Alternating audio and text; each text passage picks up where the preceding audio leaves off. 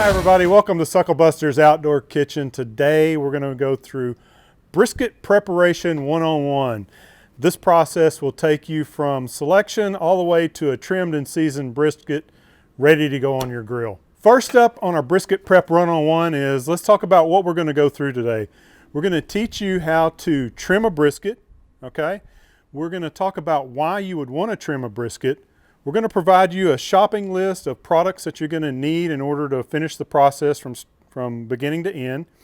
We will talk about brisket selection at the grocery store. We're going to take you through and trim a brisket, show you the process step by step how to trim the brisket, and then we're going to season the brisket and get it ready to put on the grill. The first thing you want to consider when you're picking out a brisket is the grade. There's select, choice, and prime. We recommend we're going with primes. If you choose a prime brisket, you can't go wrong. So to determine the grade of brisket, just look on the vac bag and it'll be clearly marked, like here. This says USDA Select. We know this is a select brisket. This brisket says USDA Prime and it's in red. We know this is a prime brisket. The other indicator on a prime brisket is they have this sticker that says USDA Prime Beef. Only a prime brisket can have that sticker. Okay, so some of the other major differences between the grades are price and then the quality of the meat that you get. The prime briskets obviously are going to cost more per pound and be a little more expensive, but prime cuts of meat come from younger cows. They tend to have more marbling, which equals flavor, and they're more tender. All right, so on your shopping list, this is what you need. You obviously need untrimmed brisket. They come packed like this in the cryovac bags, so you're gonna need one of those. Next thing you need, most important, you're gonna need a sharp knife, and I strongly suggest it is a very sharp knife. The sharper, the better. You're gonna also need a cutting board. Today, we're gonna use a SuckleBusters seasoning, so you'll need to use seasonings. You're gonna need some type of binder. Today, we're using Worcestershire sauce. We prefer to wrap our brisket, so we use pink butcher paper, and then to hold the brisket, you need an aluminum tray. So one of the top questions I'm asked is, do I even need to trim a brisket? And the answer is, no, you don't have to trim a brisket before you cook it. You can season it up, put it on your smoker, and go. You can do that. We recommend trimming a brisket, and the reason why is we want to remove some of the excess fat, okay? It will give us a better consistent size on the brisket, which is going to give us more even cooking temperatures. It's going to help you improve to get more seasoning to the meat of the brisket when you remove some of that fat. And my experience is it gives you faster cooking times. Overall, if you trim a brisket, you're going to get better results. And there are more expensive cuts of meat, but for the backyard cook, prime will do the trick. Stick with prime, can't go wrong. So that being said, let's take a look at these two prime briskets. And I just wanted to talk for a minute about why I chose this one as the brisket that I would like to use versus this brisket. First of all, this brisket is wider, okay? So you can tell there's a significant difference in the width of this one. I like this wider brisket. It is a bigger brisket by weight, but it also has a nicer shape to it. The second thing I looked at is the flat. And if you can see here, this flat kind of tapers down from thick to thin and basically goes down to just a very thin piece of meat. If you look at the flat on this brisket, it's much more consistent. It has a thick layer of meat all the way across to the very end. And for my money, I like this brisket better than this smaller one. On the back side of the brisket, the other thing I noticed about this brisket in particular is if you look right here, this has been folded up, so when we unpackage this, it's going to kind of roll out and give you a small, thin piece of meat. Where this brisket is kind of packed together as one piece, it doesn't have that feature, and it's just a more compact brisket on the point side, and it looks like it has really, really nice marbling in here. We have our brisket selected. We got a prime brisket. We're ready to trim it. 2 keys to trimming. You want a very, very sharp knife, and you want a cold brisket. So I recommend keeping this in the refrigerator, getting it as cold as possible before you begin trimming. The goal with trimming is to leave about 1/4 inch of fat on the bottom side of the brisket and remove all the hard fat on top. Another thing that we're going to accomplish by trimming the brisket is get it to a consistent size. If you can see now, there's kind of a small end and a large end. This is the flat, okay? and this is the point. When we're finished trimming this brisket, it'll be a much more consistent size all the way from end to end. That's going to give us better cooking. Okay, so let's start to trim. The first thing I do is I take a look at the top of the brisket to see if there's any little fat pockets that need to be removed. Sometimes this is just silver skin, sometimes it's a bit of fat. It's optional to trim this off. It's more of an appearance thing, but I like to remove it if it's, you know, a large piece of fat. I'd go ahead and take it off.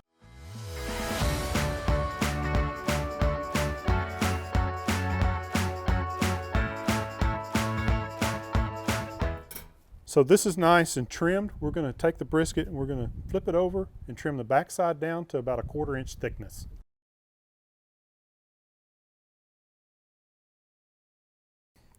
So you just want to start by slowly trimming away. You don't want to go too deep, but just take a small thin layer off, and if you hit a bit of meat, just back off a little bit and continue trimming.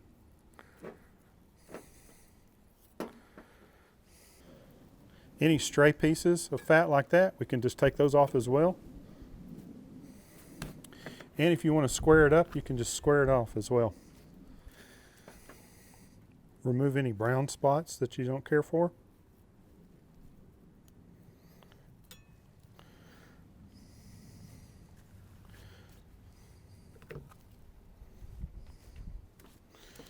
Okay, so this is trimmed down to about a 1/4 inch of fat all the way across the backside, across the bottom of the brisket, and that's in good shape. We're going to turn the brisket back over and trim in between the point and the flat.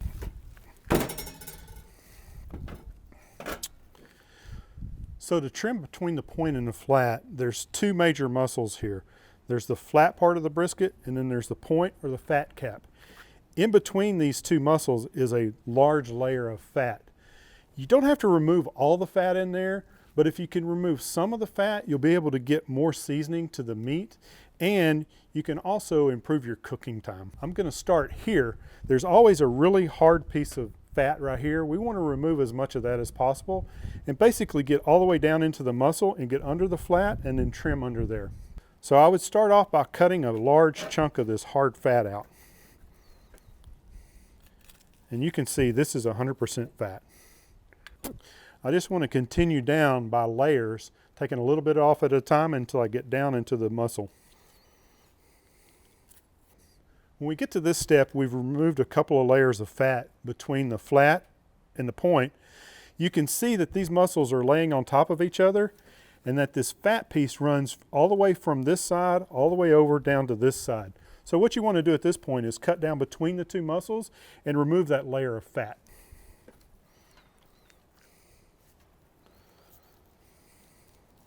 And what we're looking to remove in this area is just the hard fat. Again, just take it a little at a time. It's okay if you get a little bit of meat in there, but just try to back off and then go again.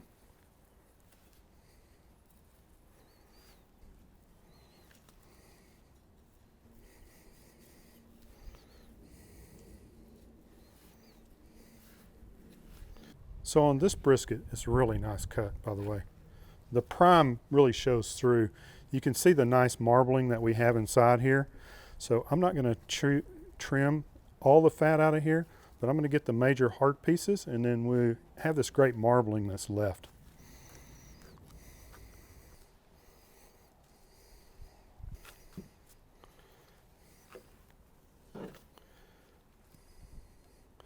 Get some nice clean edges.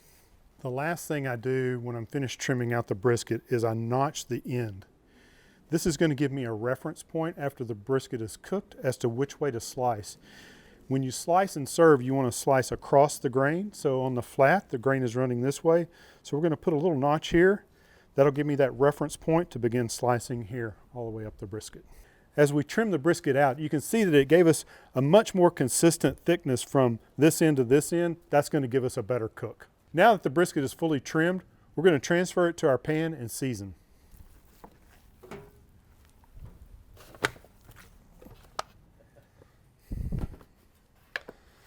First step in seasoning is to put a binder on. You could use yellow mustard. That's an excellent binder. Some people prefer to use a light coating of like olive oil or avocado oil. I actually like to use Worcestershire sauce, so I'm going to just put a light coat on both sides of Worcestershire sauce. So just get a little bit of Worcestershire on the brisket and then just rub it in and get a nice even coat all the way around the brisket. You want to get in between as well. And again, just rub it in. Okay, once the top side is done, we're going to flip it over and do the back.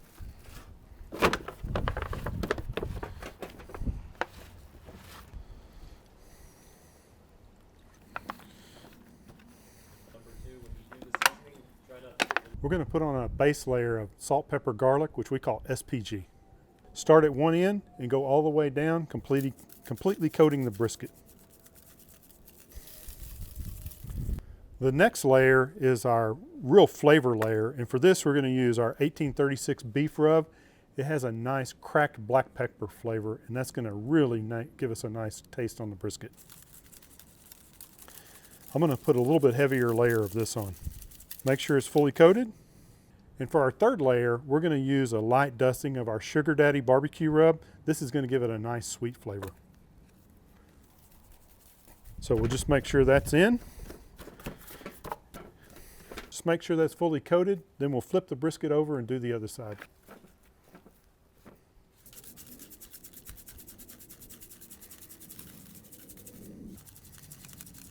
We don't want to forget to get in between the brisket layers.